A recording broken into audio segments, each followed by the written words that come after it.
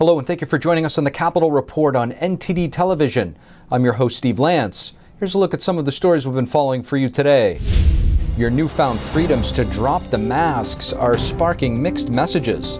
The Justice Department will likely appeal the ruling based on the CDC's direction. North Carolina Congressman Dan Bishop sits on the Homeland Security Committee, and he joins us to discuss the dangers stemming from a porous southern border. The White House, they're feeling the heat over expanding oil and gas leases on federal lands, and now are desperate to message that they're dedicated to the climate change agenda. The administration today restoring environmental regulations that were relaxed under former President Trump. We'll unpack the details. The court ruling to end the mask mandate on public transit has many travelers excited, but these new mask freedoms may be facing a challenge. The Justice Department will likely appeal that decision. In a statement, the Justice Department announced it will appeal the court ruling that overturned the CDC's mask mandate for travelers. That's if the CDC concludes that mask wearing on public transportation is necessary for public health. However, numerous airlines and public transit systems already made masking optional after a federal judge ruled on Monday that the requirement was unlawful. Travelers say they appreciate the freedom of not having to wear masks after 2 years. I just want to scream and tell everybody, take those masks off. Enjoy life, breathe. And I'm so glad. This is adding to my pleasure of flying again. So we're very happy about this. The mask should have been gone a long time ago, at least last year. You know, I think we're just extending it for no reason. In cities like New York City, Chicago, and Los Angeles, the mask mandate remains in place for mass transit on a local level. And some passengers are still choosing to wear one. I wear it for my benefit, for my health purpose, so I don't have a problem with the mask mandate. I'm feeling pretty neutral about it. I'm continuing to wear my mask in heavily populated areas. And some feel the court's reversal of the mandate creates a confusing patchwork of rules that vary by city and mode of transportation. There's no uniformity and it seems pretty laissez-faire. I was confused why that would suddenly happen now and wasn't the case 3 months ago or 6 months ago or a year ago. I guess what we're supposed to do is just keep a mask in our pocket and put it on and take it off. While the CDC and the Department of Justice are considering their next steps, passengers are free to go maskless depending on local requirements. Our sources tell us that the DOJ's appeal is likely symbolic and will just leave the door open to future reactivations of the mandate. Illegal crossings at the southern border are reaching record levels. Congressman Dan Bishop sits on the Homeland Security Committee, and we're happy to have him on to discuss. Congressman Dan Bishop, thank you so much for joining us on the Capitol Report. Thanks, Steve. Glad to be with you. Congressman, you're on the Homeland Security Committee as well as the Subcommittee on Border Security. How is this border situation affecting the security of the United States? Steve, we've had a continuing debacle for the duration of the Biden administration, but it's really getting ready to enter a phase on steroids if they go through with this cancellation of the Title 42 CDC health-based authorities as an additional measure to keep the control of the border. So we're seeing just last month over 220,000 enforcement encounters with migrants at the border, and the numbers that are being released in the United States continue to be unclear, but it continue to be huge. And we're seeing large numbers of people on the terror watch list that are being apprehended, 23 at points beyond between border ports of entry. Over 40 in total over the course of the last year. It is a disaster, and we're going to see it get worse.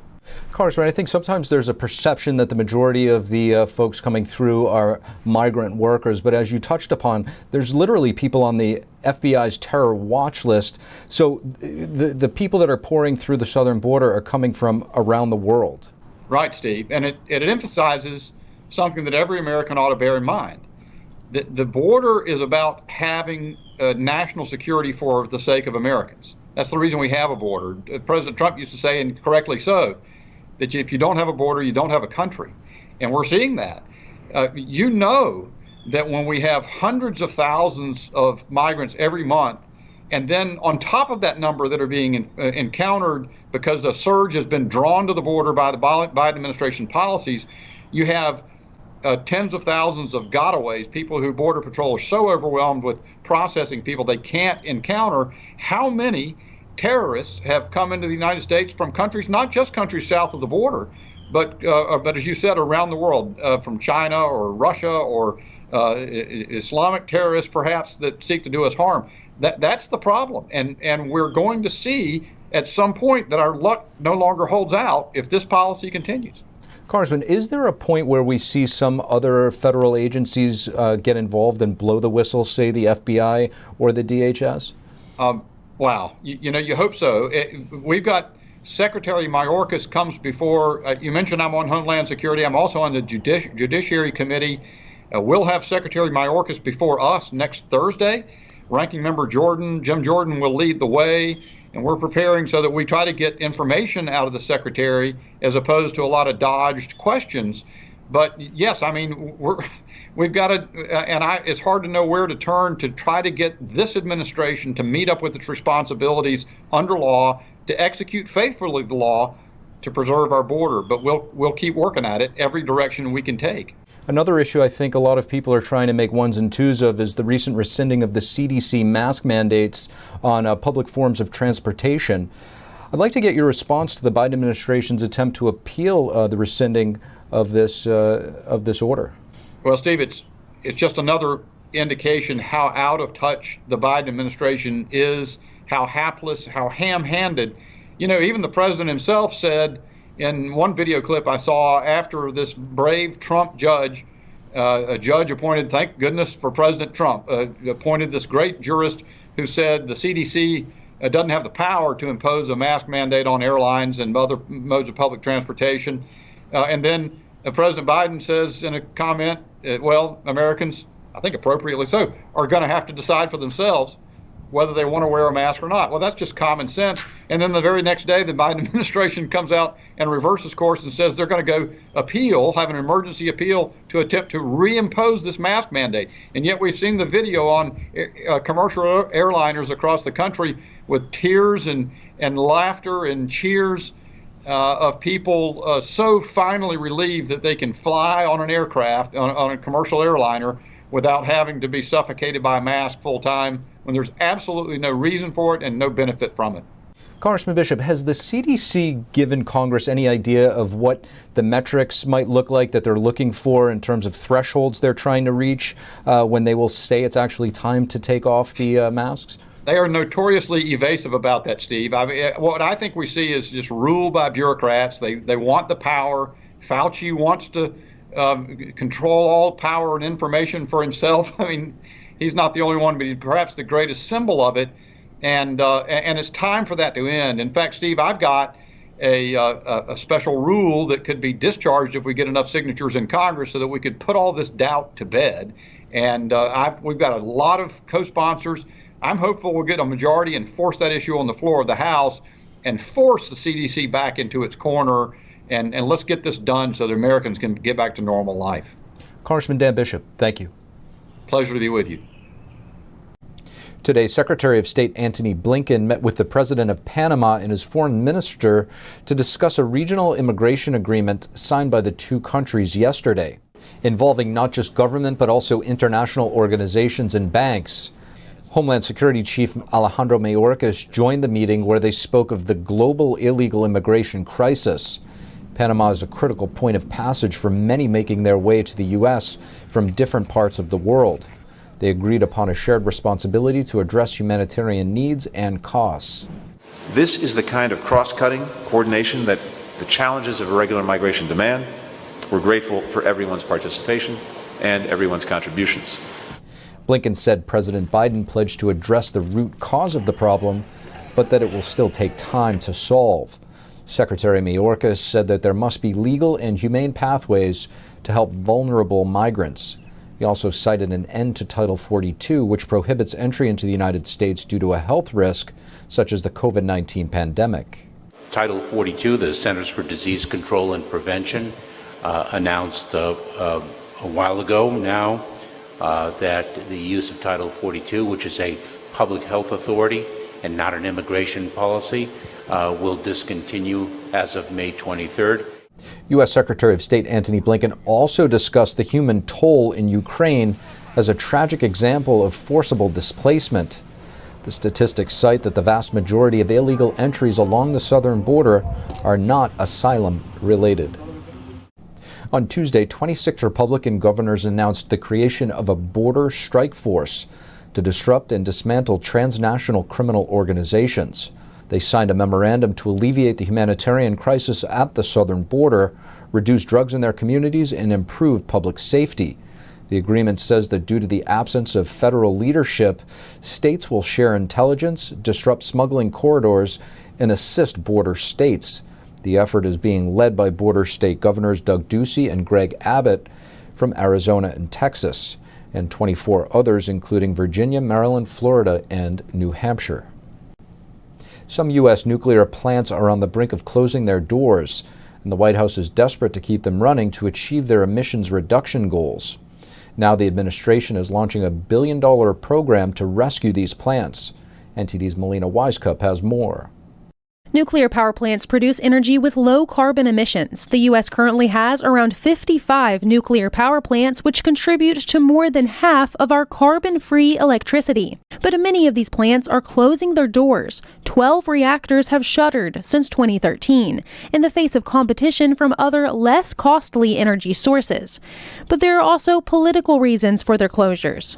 Because they've put so many policies in place that have really discriminated against the production of new nuclear technology here in this country. This puts the U.S. in a weak position in the face of foreign adversaries. Russia and China dominate the emerging global nuclear energy market. They're ramping up their own production and investing in third world countries that are developing nuclear energy. And nuclear power plants are fueled by uranium. The U.S. could boost domestic uranium production, but hasn't been able to because of pushback from environmental groups. We have, for example, in Southern Virginia, we have the largest untapped uranium deposit in the country and one of the largest, perhaps the largest, such deposit in the world. And yet environmental activists stepped up to protest, to refuse to allow this to be developed, and it got shut down. We're going to need uranium. We're going to need to develop it at home. So we're not dependent upon China and Russia. Russia right now provides more than any other nation and more than America itself for our nuclear power plants. As a step toward reviving nuclear energy production in the U.S., the Biden administration is dedicating $6 billion from the recently signed infrastructure law to help keep nuclear power plants operating. Prices for energy across the board are rising.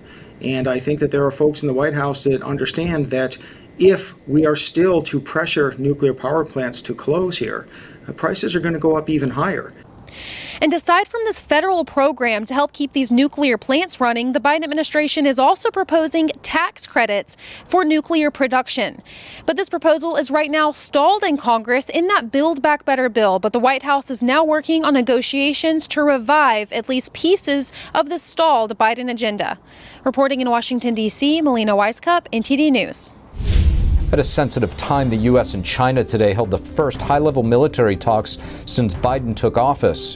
What did they discuss, and what is at stake? Is the United States heading into a recession, or might we already be there? We chat with economic expert Desmond Lachman to see where we stand. Secret Service officers shot and killed a man attempting to break into the residence of an ambassador to the United States. The shooting took place this morning in Washington, D.C. We have the latest.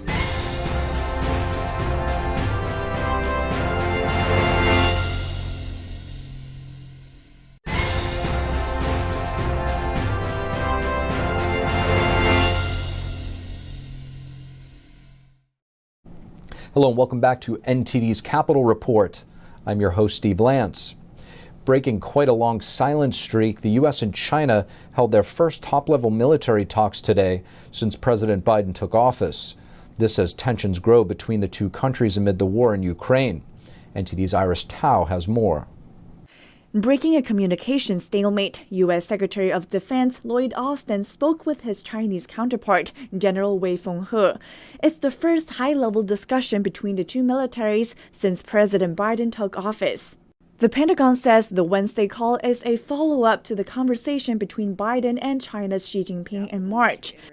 He also conveyed and described the implications and consequences if China provides material support to Russia. It also comes amid concerns over Beijing's partnership with Russia and its continued threats against Taiwan. We all understand the challenges that we face in the Indo-Pacific. The People's Republic of China is seeking to refashion the region and the international system more broadly. Austin has called out Beijing for its regional threats. The Pentagon said Austin and his counterpart talked about U.S.-China defense relations, regional security issues, and Russia's invasion of Ukraine. And that's adding to the agency's Tuesday remarks on Beijing. The Chinese continue to try to bully and intimidate their way into pursuing their own selfish national security interests at the expense of populations all around the world. A senior defense official said Austin also raised concerns about Beijing's military provocations against Taiwan. Beijing has responded with threats over the recent visit by U.S. senators to the democratically ruled island. That was followed by Beijing's Wednesday statement saying its defense minister asserted authority over Taiwan in the meeting with Austin.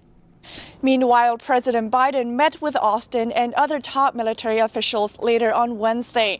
The annual White House gathering takes on special significance as tensions mount between U.S. and China and as the U.S. plans to give more military aid to Ukraine. Reporting in Washington, D.C., Iris Tao, NTD News. Senator Marco Rubio is proposing sanctions on nations that leave debris in outer space. He introduced a bill dubbed the Debris Act back in March. And today he's saying that he's glad the Biden administration is calling attention to the national security risks caused by these floating objects. On Monday, Vice President Harris said that the U.S. will move to ban destructive anti-satellite missile testing. This type of testing results in dangerous debris that orbits the Earth and endangers the operations of the U.S. and other nations. Rubio's office is pointing at China and Russia for engaging in dangerous satellite testing and polluting the Earth's lower orbit with the dangerous debris. Rubio says that there needs to be accountability and consequences for such actions. The U.S. economy is durable, but the unprecedented lockdowns that came following the outbreak of the CCP virus has presented new challenges. This, combined with record spending and other challenges throughout the world, has put the United States economy in a volatile state. Our next guest was former Deputy Director of the IMF's Policy Development and Review Department. He's currently a Senior Fellow at the American Enterprise Institute. Desmond Lachman, thank you so much for joining us on the Capitol Report. My pleasure. You recently wrote an article where you warned of a likely recession. What brought you to this conclusion? The main thing that brings me to that conclusion is that inflation has been let to get out of hand. So what we've got in the United States right now is the highest rate of inflation that we've had in the last 40 years. And we don't have any experience where inflation has been reduced by the 4 or 5 percentage points that would be needed to get inflation back to where the Federal Reserve wants to without promoting a recession. So there's little reason to think that this time is different. In fact, there are certain elements this time around that make a recession even more likely, namely that it looks like we've got bubbles in the stock market, we've got bubbles in the equity market, and the slowing that would be occurring in the United States would also be occurring in the context of a broader slowing. For instance, the Chinese economy is slowing, emerging markets have got trouble. So when you put all of these factors together, it seems very unlikely that you won't have a recession. And that's in fact what the US bond market is telling us. If in fact we do enter a recession, how might this one differ from, say, the one back in 2008 in terms of those elements and factors leading into this one? And how might it affect coming out of it? Hopefully it wouldn't be as severe as the one we had in 2008. And some of the reasons one would think that that's not the case is that the banks in the United States are now in a very much stronger position than they were in 2008. There's not all of that bad lending associated with subprime lending in the housing market. So those are factors that we don't have this time around. So we could expect a lesser recession than we had in 2008. Having said that, we've got a lot of financial market misallocation of capital that has occurred because of many, many years of very easy Fed monetary policy.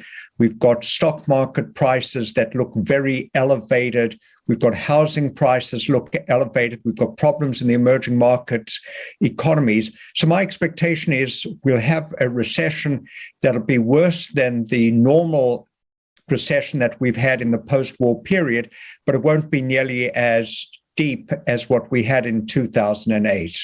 The Federal Reserve Bank of New York recently released results from its 2022 housing survey.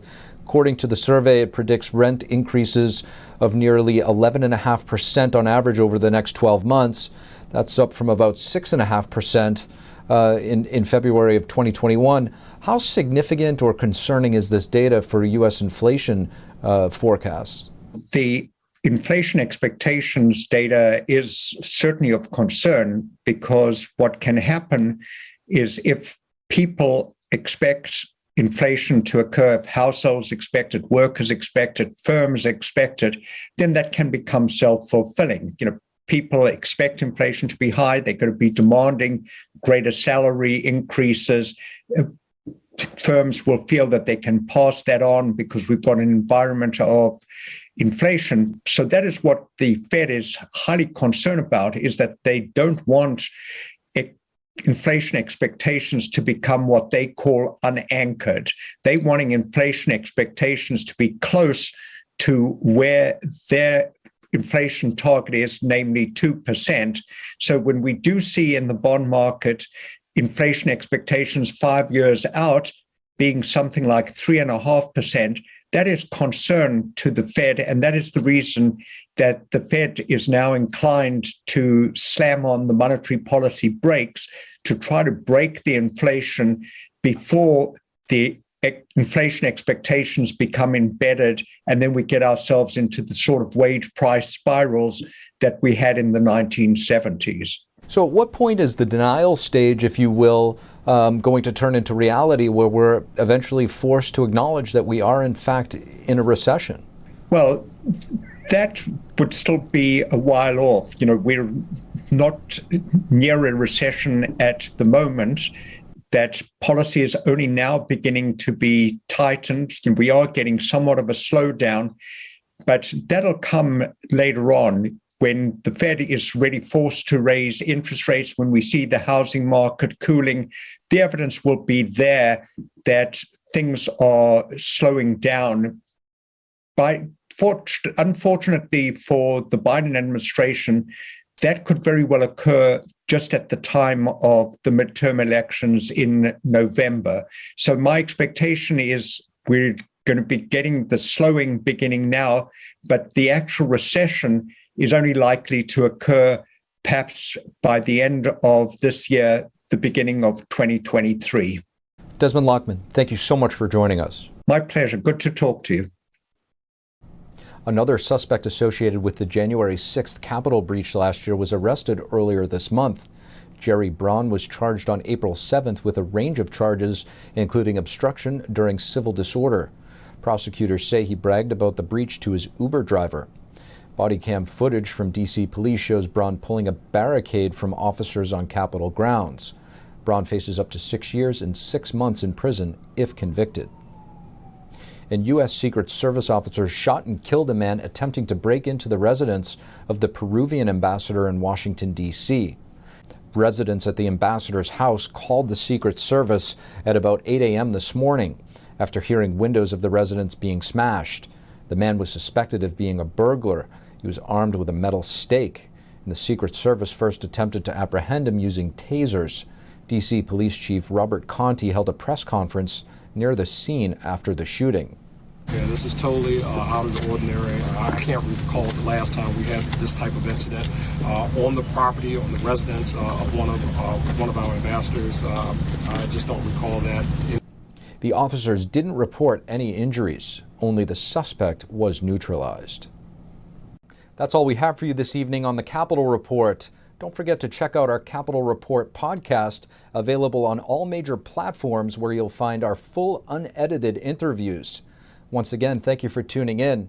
I'm your host, Steve Lance. Have a great evening, and we'll see you again tomorrow.